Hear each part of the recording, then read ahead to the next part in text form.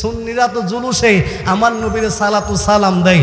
যদি কিছুক্ষণের জন্য তোমাদের কথাটা মেনেও নেই যে 12ই রবিউল আউয়াল শরীফ আমার নবীর পর্দা করার দিন, তাহলেও আমার আল্লাহর আইন, আমার আল্লাহর ফায়সালা হলো নবীর জন্ম শুভ আগমনের দিন হোক, আমার নবীর পর্দা করার দিন হোক, সুন্নিরা সালাতু সালাম দিচ্ছে আল্লাহর দেখানো তরিকায়। কথা বলেন ঠিক কি?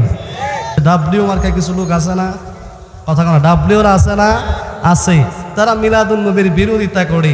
তারা বলে যে 12ই রবিউল আউয়াল নবীজি দুনিয়াতে আসছেন, আবার ওই দিন পর্দা করেছেন, তোমরা অর্ধেকটা জুলুস কইরা যাও, অর্ধেকটা কাইন দাও। কয়নি কথা কনে কয়নি। এবার আসেন, আচ্ছা আল্লাহ কুরআনুল কারীমের ভিতরে 19 নম্বর সূরার নাম হলো সূরা মারিয়াম। সূরা মারিয়ামের 15 নম্বর আয়াত। এ ভাইয়েরা একটু ভালো করে মুখস্থ করেন। 19 নম্বর সূরা 15 নম্বর আয়াত। ওই আয়াতে আমার আল্লাহ কি বলে জানেন? আমার আল্লাহ বলে সালামুন ওয়া সালামুন আলাইহি। আল্লাহ কই সালাম ইয়াহিয়া আলাইহিস সালামের উপরে। কোন দিন? ইয়াউমা ওয়ালিদা, ওই যেদিন তিনি জন্মগ্রহণ করেছেন। সুবহানাল্লাহ।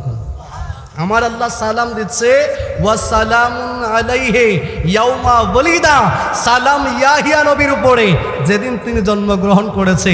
তারপরে আমার আল্লাহ বলে ওয়াল ইয়াউমা ইয়ামুতু, এবং যেদিন তিনি মৃত্যুবরণ করেছে, ওয়া ইয়াউমা ইয়াবআসু হাইয়া, এবং ওই দিন যেদিন তিনি কবর থেকে উত্তোলন হবেন। তাইলে আমার আল্লাহ ইয়াহিয়া আলাইহিস সালামের জন্মদিনের শুভেচ্ছা দিচ্ছে সালাম দিয়ে, মৃত্যুদিনের ইন্তেকাল শরীফের শুভেচ্ছা দিচ্ছে সালাম দিয়ে, আবার কিয়ামত দিবসে উঠবেন সেই শুভেচ্ছাও আমার আল্লাহ সালাম দিয়ে দিচ্ছেন।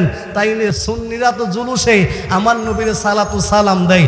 যদি কিছুক্ষণের জন্য তোমাদের কথাটা মেনেও নেই যে 12ই রবিউল আউয়াল শরীফ আমার নবীর পর্দা করার দিন, তাহলেও আমার আল্লাহর আইন, আমার আল্লাহর ফায়সালা হলো নবীর জন্ম শুভ আগমনের দিন হোক, আমার নবীর পর্দা করার দিন হোক, সুন্নিরা সালাতু সালাম দিচ্ছে আল্লাহর দেখানো তরিকায়। কথা বলেন ঠিক কি?